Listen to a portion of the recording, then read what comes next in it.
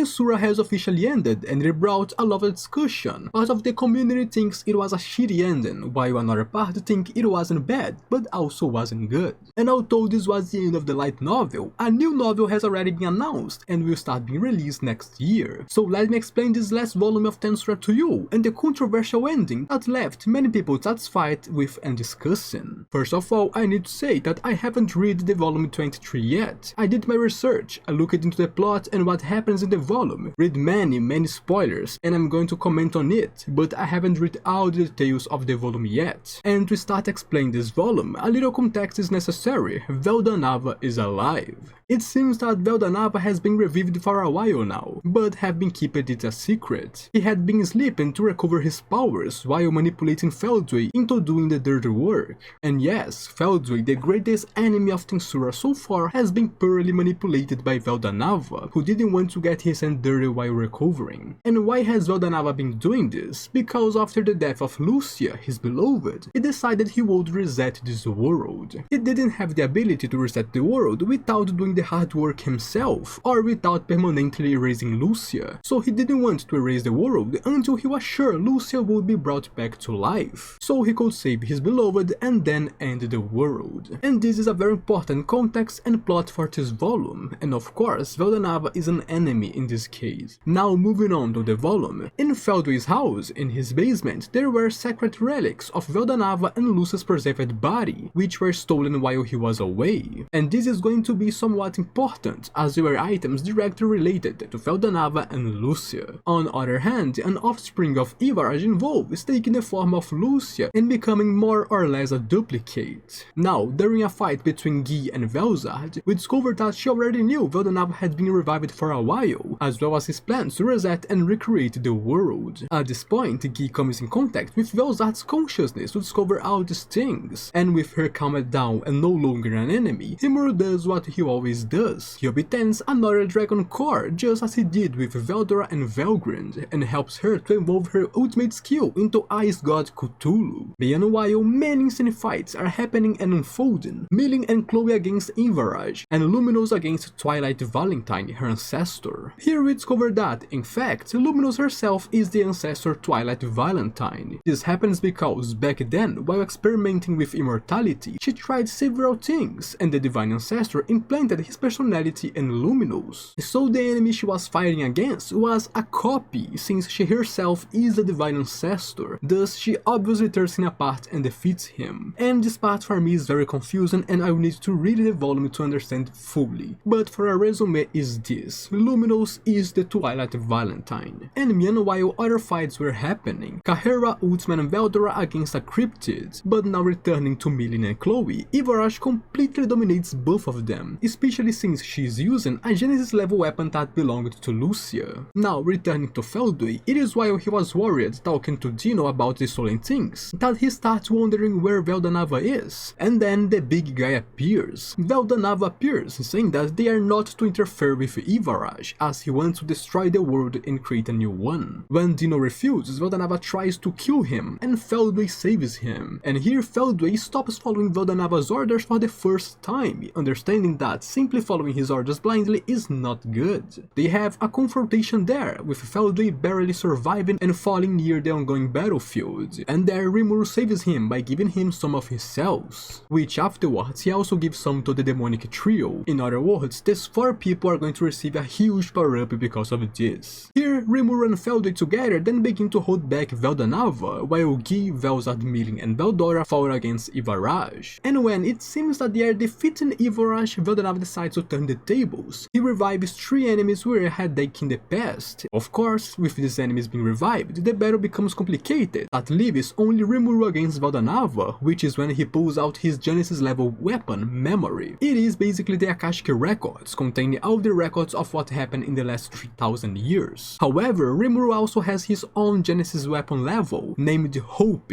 Elpis. But even having all his powers and a powerful weapon, Rimuru barely survives Veldanava's attacks. That is when Veldanava stabs Ivaraj from behind to implant Lucia's memories in her, and he does this while continuing to beat the crap out of Rimuru. And it's clear that in this moment, Veldanava is trying to make Ivaraj becomes Lucia, implanting Lucia in Ivaraj and then erasing her original personality. And then there's a moment in this fight where he actually removes Rimuru's soul, and he only survived thanks to his connection with Veldora, which makes him immortal as long as the dragon is alive. However, at that moment, he noticed that Ciel was gone. When Rimuru reformed, Ciel was no longer with him. But of course, the fight continues. And in another moment, when Rimuru was about to be skewered by Veldanava, Benimaru jumps in to save him, beginning to die in the process. And while Rimuru was trying to save Benimaru, Ramirez in her adult form and Zegion arrived to hold back Veldanava. Here, Rimuru had to manage on his own without Ciel, trying to mimic what she did until he successfully saved the Oni. And having achieved this, Rimuru now is very angry, and he goes after Veldanava with everything he has. At this point, Veldanava starts using primitive magic to stop time and attack everyone besides him, but Rimuru devours all attacks with Azathoth, and then he uses his own void attacks to break the dragon's defense. Desperate, Veldanava tries to use the power to destroy the world, but two voices stop him. One was Ciel, who was inside Veldanava's, using him for her own ends, which was to recreate Lucia throughout the fragments of her inside him. Using the fragments of Lucia and Rimuru's soul, an ego was created from Lucia's memories. Then Rimuru lands a massive punch on Veldanava, allowing Ciel to return to him. In the meantime, Benimaru successfully recovered after Rimuru's treatment and set off to defeat the other enemies on the battlefield and help his allies. Now Benimaru is a dragon subspecies of the cells Rimuru gave him, and of course he is far stronger than before. Then Ivaraj attacks Veldanava with the intent of absorbing them all, and that is when the transformation begins. Now Veldanava, Lucia and Ivaraj would be combined in a single being, and during this assimilation process, Veldanava, being comforted by Lucia, remembers that before Milim they had another child, a child that he had forgotten, and he remembers the name that they wanted to name that child. And yes, Milim has a brother, and I will tell you who he is and why it's an absurd later on, and this is one of the things that made a lot of people be pissed. Thus, Ivaraj then begins to fight Rimuru, starting an insane battle. I won't describe the whole thing, but basically Ivaraj attacks everyone with primitive magic, even innocent people, and Rimuru begins to attack the dragon furiously. During the fight, Ivaraj drops a core which Gaia eats, turning her into Velgaia after receiving Veldanava's and Lucia's memories. And yes, Gaia becomes a true dragon upon turning into Velgaia. And with Velgaia becoming a true dragon, Ciel obtains one more dragon core, totaling 4 of them, and allowing Rimuru to become even more powerful by using them. Now with the power of 4 cores, Ciel, and the power of friendship, Ivaraj is sliced and then absorbed by Rimuru. And with that, Rimuru also absorbs Veldanava and Lucia, meaning he absorbed the power of these 3 legendary and powerful beings. And of course, with this, the main fight is over. They won the war. After that, Rimuru received the title of Great Demon Lord, and following this, he rehires Dino as a subordinate, and Feldry also become a member of his faction. At this point, Rimuru basically becomes the omnipotent god of the world of Tensura, completely replacing Veldanava as its administrator, and that is when a great confusion and mess begins with the timeline. Rimuru goes back to Japan around 940. Basically, he saves Shizu's mother. Remember that scene where she is swallowed by fire of a bombing and then Shizu is also burned and then summoned to another world by Leon? Rimuru saves her mother and returns Shizu to that era, allowing her to grow up well and happy alongside her mother. And this leads to one thing: Shizu ends up marrying the son of her neighbors, the Mikami family. You know that name, right? Mikami from Satoru Mikami. Exactly, Shizu is Rimuru's grandmother in his past life. Shizu married a Mikami and had a family that resulted in the birth of Satoru Mikami. But Rimuru didn't just mess with that, he also went back to the modern Japan and saved Satoru Mikami's existence, giving some of his cells to him as well as his memories. While Rimuru is an omnipotent god who lives in the central world, Satoru Mikami lives in Japan as an ordinary human with his memories, having been revived by Rimuru himself. He's basically a parallel existence created by Rimuru. And yes, this already messes with the timeline quite a bit, but since Rimuru becomes the omnipotent god, it doesn't seem to matter, as now this current timeline is the only one that matters anyway. The loops are no longer relevant, as the other timelines are no longer important for the future and story's development. This is basically Rimuru breaking the timeline loops that existed before. But it doesn't stop there. Remember I said Veldanava had a son before Milim? Rimuru is him. All those theories about Rimuru being Veldanava's reincarnation of his counterpart created by the world to replace him, all down the drain. Rimuru is Veldanava's son, named Elpis, a name that he gave to his sword by the way. Veldanava, the god of this world, had somehow forgotten about this and his son, that is, Rimuru. And this is supposed to explain the familiar aura that people feel from Rimuru, since he really is Veldanava's son, which makes Milim his younger sister. But of course, he is not Veldanava's son in this life exactly. Basically, Veldanava had a son, of course this son died and a lot of things happen, and then his soul reincarnates as Satoru Mikami and then as Rimuru. Rimuru is a reincarnation of Veldanava's son, so his soul is the soul of Veldanava's son, and his soul is the soul of Milim's brother. At least this is what I think, since I have not read the volume yet, but it makes a lot of sense. But yes, to give a quick summary, this is the last volume of Tensura. Of course, this is a quick summary. There's a lot of things that I didn't talk in this video, and I didn't even talk about the details of the volume and the situations. But then this is to another video. This video is just a quick peek in the last volume, and of course a lot of spoilers. If you liked the video, subscribe to the channel to receive new videos and support my work. Also leave a like to help my content. Now I'm out.